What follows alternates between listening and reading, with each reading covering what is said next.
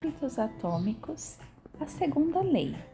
Torne-o atraente. Capítulo 8. Como tornar um hábito irresistível. Na década de 40, um cientista holandês chamado Nico Tinbergen realizou uma série de experimentos que transformaram nossa compreensão do que nos motiva.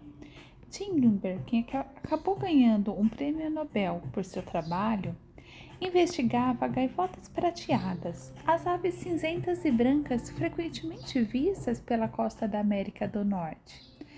Gaivotas prateadas adultas têm um pequeno ponto vermelho no bico, e Timberger notou que os filhotes recém-nascidos bicavam esse local sempre que queriam comida.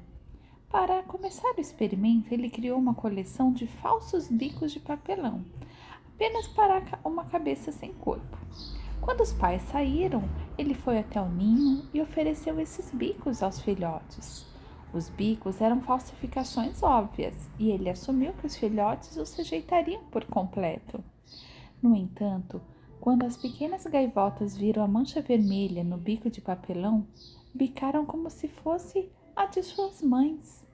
Eles tinham uma clara preferência por essas manchas vermelhas, como se tivessem sido geneticamente programados no nascimento. Logo, Tinbergen descobriu que, quanto maior a mancha, mais rápido os filhotes bicavam. Em determinado momento, ele criou um bico com 3 grandes pontos vermelhos. Quando o colocou sobre o ninho, os filhotes ficaram loucos. Bicavam as manchas vermelhas como se fosse o bico mais maravilhoso que já tinham visto. Tinbergen e seus colegas descobriram um comportamento similar em outros animais. Por exemplo, o ganso bravo é uma ave que nidifica no chão. Ocasionalmente, conforme a mãe se move no ninho, um dos ovos acaba rolando para fora. Sempre que isso acontece, o ganso vai até o ovo e usa seu bico e pescoço para puxá-lo de volta para o ninho. Tinbergen descobriu que o ganso empurrará qualquer objeto redondo próximo, como uma bola de bilhar ou lâmpada, para o ninho. Quanto maior o objeto, maior a resposta. Um ganso fez um esforço ainda maior para empurrar uma bola de vôlei e se sentar em cima. Como os filhotes de gaivota estavam bicando automaticamente os pontos vermelhos, o ganso estava seguindo uma regra instintiva. Quando vejo um objeto redondo por perto, preciso rolá-lo de volta para o ninho. Quanto maior o objeto redondo, mais eu devo tentar recuperá-lo. É como se o cérebro de cada animal estivesse pré-programado com certas regras de comportamento, e quando se depara com uma versão exagerada dessa regra, ele se ilumina todo. Os cientistas referem-se a esses gatilhos exagerados como estímulos supranormais ou superestímulos.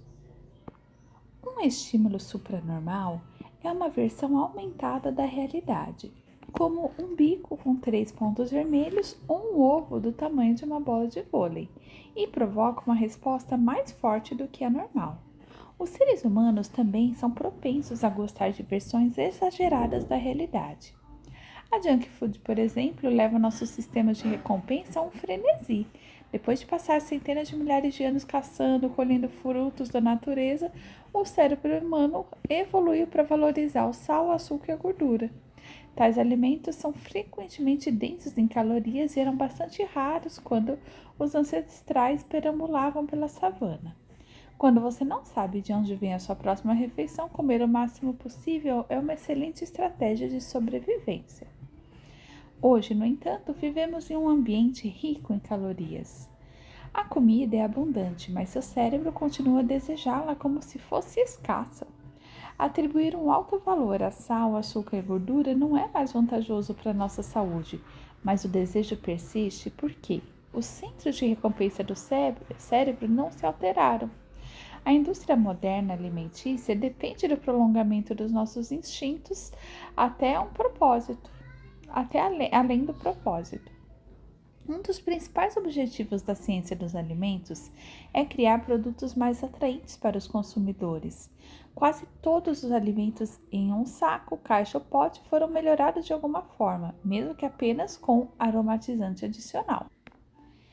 As empresas gastam milhões de dólares para descobrir o nível mais satisfatório de crocância em uma batata frita ou a quantidade perfeita de gás em um refrigerante. Departamentos inteiros se dedicam a aperfeiçoar a sensação de um produto na boca, uma qualidade conhecida como ouro-sensação. As batatas fritas, por exemplo, são uma combinação poderosa, douradas e crocantes por fora, claras e macias por dentro. Outros alimentos processados intensificam o contraste dinâmico, que se refere a itens com uma combinação de sensações, como crocante e cremoso. Imagine a textura do queijo derretido em cima de uma crosta de pizza crocante ou a crocância do biscoito recheado combinada com um recheio macio. Com alimentos naturais e não processados, você tende a experimentar as mesmas sensações repetidas vezes? Qual é o gosto da 17ª camada de couve? Depois de alguns minutos, seu cérebro perde interesse e você começa a se sentir satisfeito. Mas alimentos com alto contraste dinâmico mantêm a experiência nova e interessante, estimulando você a comer mais. Em última análise, essas estratégias permitem aos cientistas de alimentos encontrar o ponto da felicidade para cada produto. A combinação exata de sal, açúcar e gordura que estimula seu cérebro e faz com que queira mais. O resultado, é claro, é que você come mais porque os alimentos hiperpalatáveis são mais atraentes para o cérebro humano. Como Stephen Guyenet, neurocientista especializado em comportamento alimentar e obesidade, diz: ficamos muito bons em acionar nossos próprios gatilhos. A moderna indústria de alimentos e os hábitos excessivos que ela gerou são apenas um exemplo da segunda lei da mudança de comportamento, torne-o atraente. Quanto mais atraente é uma oportunidade, mais provável é que se torne criadora de hábito. Olhe à sua volta.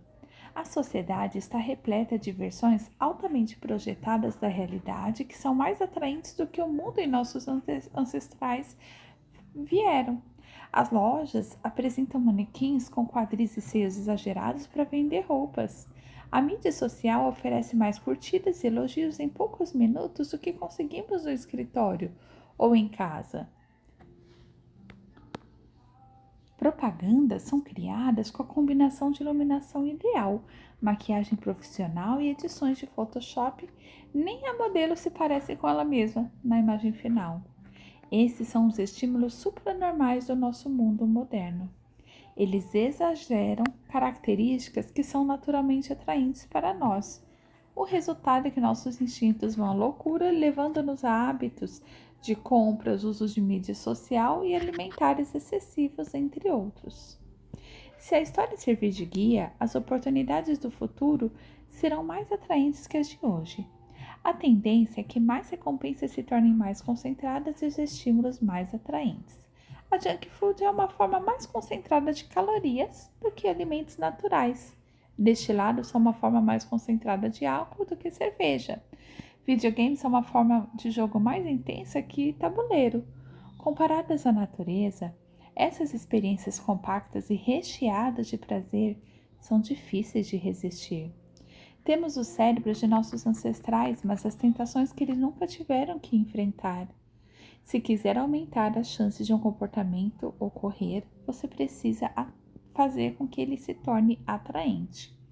Ao longo da nossa discussão da segunda lei, nosso objetivo é aprender como tornar nossos hábitos irresistíveis. Embora não seja possível transformar todo hábito em estímulo supranormal, podemos tornar qualquer hábito mais atraente. Para isso, devemos começar entendendo o que é um desejo e como ele funciona.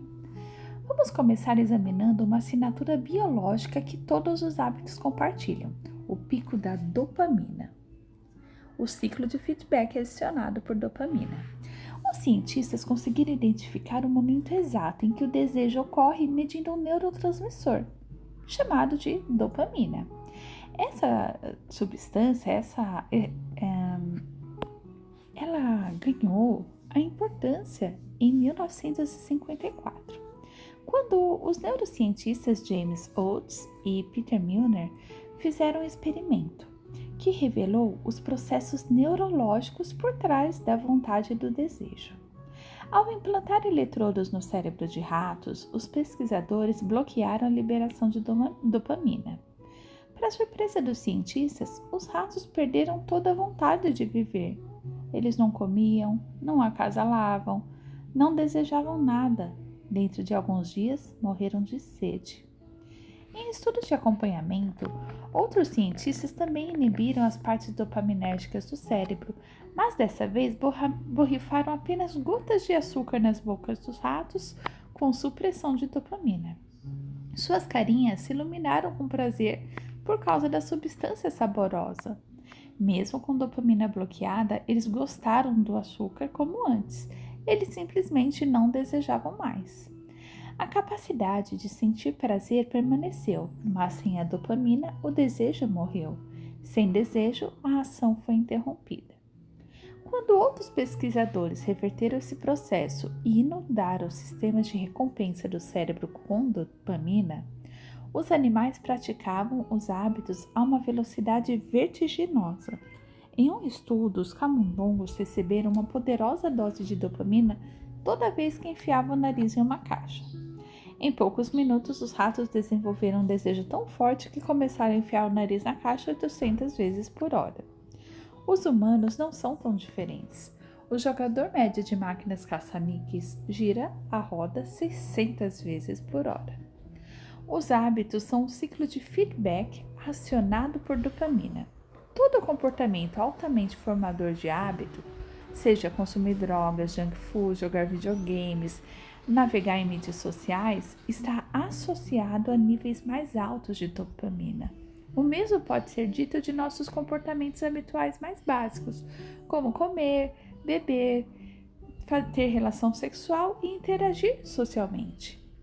Durante anos, os cientistas assumiram que a dopamina estava relacionada apenas ao prazer, mas agora sabemos que ela desempenha um papel central em muitos processos neurológicos, incluindo motivação, aprendizado e memória, punição e aversão e movimentos voluntários.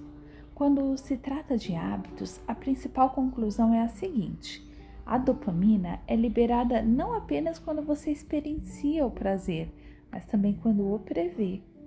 Viciados em jogo têm um pico de dopamina antes de fazerem uma aposta, não depois de ganharem. Viciados em cocaína têm um pico de dopamina ao ver a droga, não depois que a usam. Sempre que você prevê uma oportunidade que será gratificante, os seus níveis de dopamina aumentam em antecipação. E sempre que a dopamina aumenta, o mesmo acontece com a motivação para agir. É a antecipação de uma recompensa, não a sua efetivação, que nos leva a agir. Curiosamente, o sistema de recompensa ativado no cérebro quando você recebe uma recompensa é o mesmo ativado ao prevê-la. Essa é uma das razões pelas quais a antecipação de uma experiência pode frequentemente parecer melhor que a sua efetivação. Quando criança, pensar na manhã de Natal pode ser melhor do que abrir os presentes. Como adulto, sonhar acordado com as próximas férias pode ser mais agradável do que estar de férias. Os cientistas se referem a isso como a diferença entre querer e gostar. Nessa figura 9, em que nós vemos o pico de dopamina, nós vemos que antes que um hábito seja aprendido, que aqui na a dopamina é liberada quando a recompensa é experimentada pela primeira vez. Na próxima vez, que é aqui no B, a dopamina sobe antes da ação, imediatamente após o reconhecimento daquele estímulo. Esse pico leva à vontade e desejo de agir sempre que o estímulo for detectado. Uma vez que o hábito é aprendido, a dopamina não aumenta quando uma recompensa é experimentada porque você a espera. No entanto, se vir um estímulo e esperar uma recompensa, mas não consegui-la, a dopamina cairá com a decepção. Aqui na C, como você pode ver. A sensibilidade da resposta à dopamina pode ser claramente vista quando uma recompensa é fornecida tardiamente. Primeiro, a sugestão é identificada, A dopamina sobe à medida que a vontade aumenta. Em seguida, uma resposta é acionada, mas a recompensa não vem tão rapidamente quanto o esperado e a dopamina começa a cair. Finalmente, quando a recompensa vem um pouco mais tarde, a dopamina dispara novamente. É como se o cérebro estivesse dizendo: Veja, eu sabia que estava certo, não se esqueça de repetir essa ação da próxima vez. Seu cérebro tem muito mais circuitos neurais alocados para querer recompensas do que para gostar delas. Os centros de desejo do cérebro são grandes: o tronco encefálico, o núcleo accumbens, a área tegmentar ventral, o corpo estriado dorsal, a amígdala e porções do córtex pré-frontal. Em comparação, os centros de prazer do cérebro são muito menores. São muitas vezes referidos como hotspots hedônicos e são distribuídos como pequenas ilhas em todo o cérebro. Por exemplo, os pesquisadores descobriram que 100% do núcleo accumbens é ativado durante o desejo. Enquanto isso, apenas 10% da sua estrutura é ativada durante o prazer.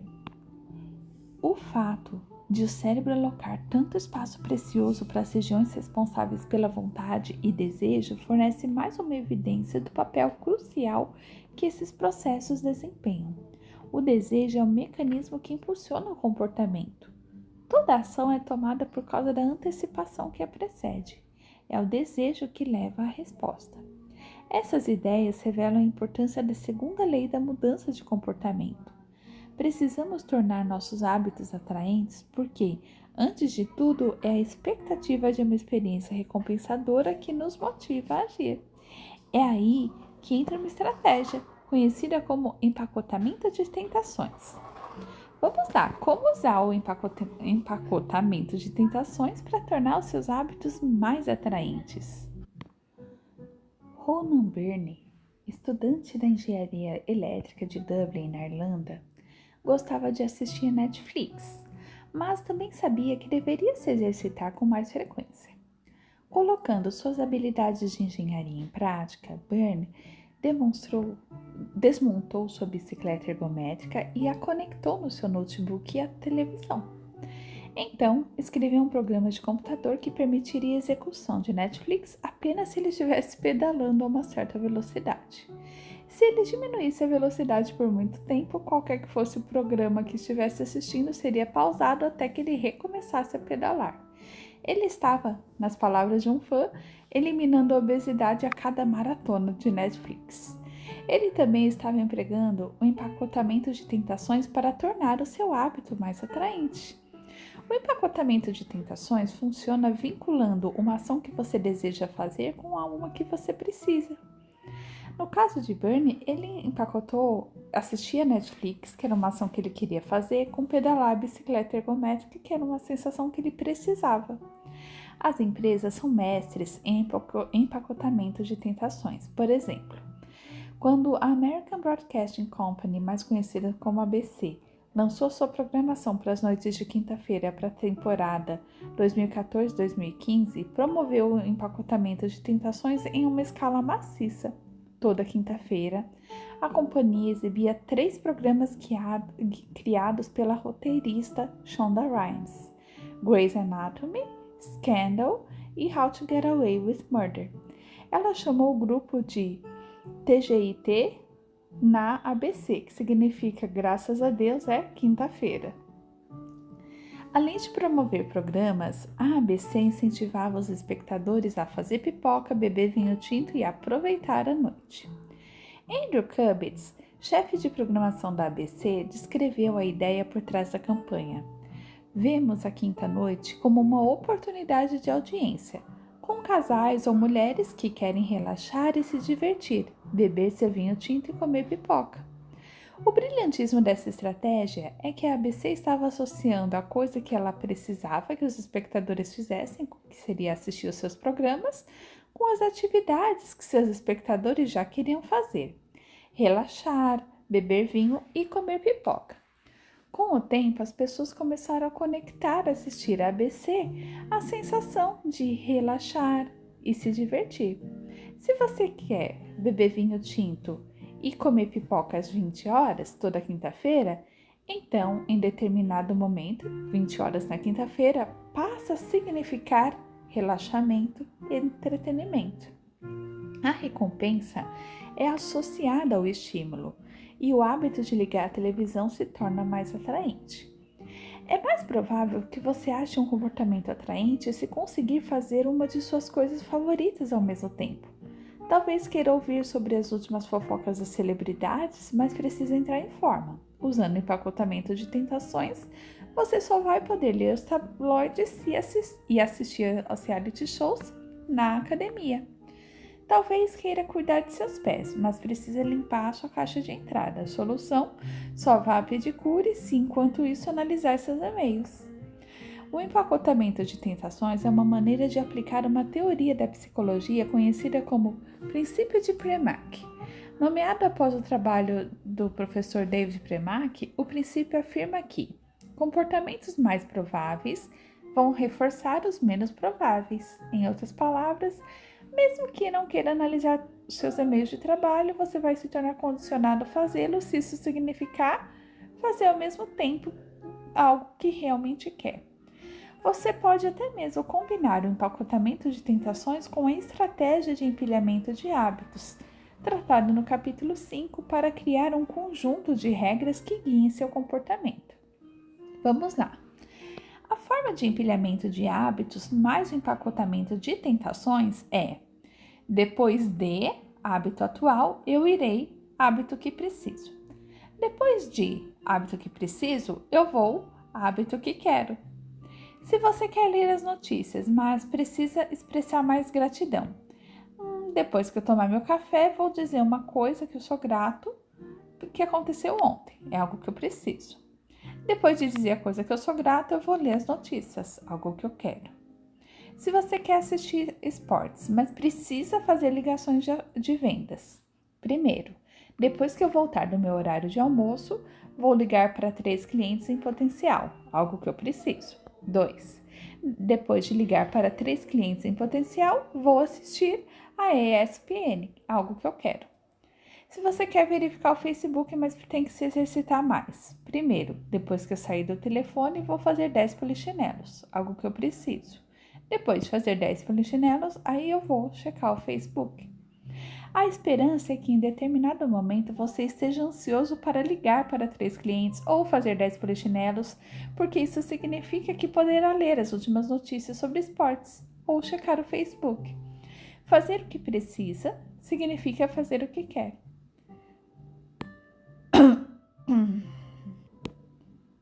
Então, começamos esse capítulo tratando de estímulos supranormais, que são versões elevadas da realidade que aumentam o nosso desejo de agir. O empacotamento de tentações é uma maneira de criar uma versão aumentada de qualquer hábito, conectando-o com algo que você já quer. Transformar um hábito em algo verdadeiramente irresistível é uma tarefa difícil, mas essa estratégia simples pode ser empregada para tornar quase qualquer hábito mais atraente do que seria de outra forma. Vamos ao resumo do capítulo? A segunda lei da mudança de comportamento é torná-lo atraente. Quanto mais atraente é uma oportunidade, mais provável que se torne criadora de hábito. Hábitos são um ciclo de feedback acionado por dopamina. Quando a dopamina aumenta, também aumenta a nossa motivação para agir.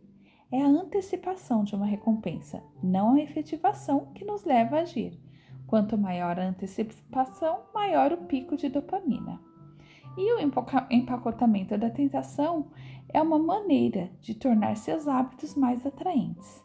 A estratégia é emparelhar uma ação que quer fazer com uma que precisa.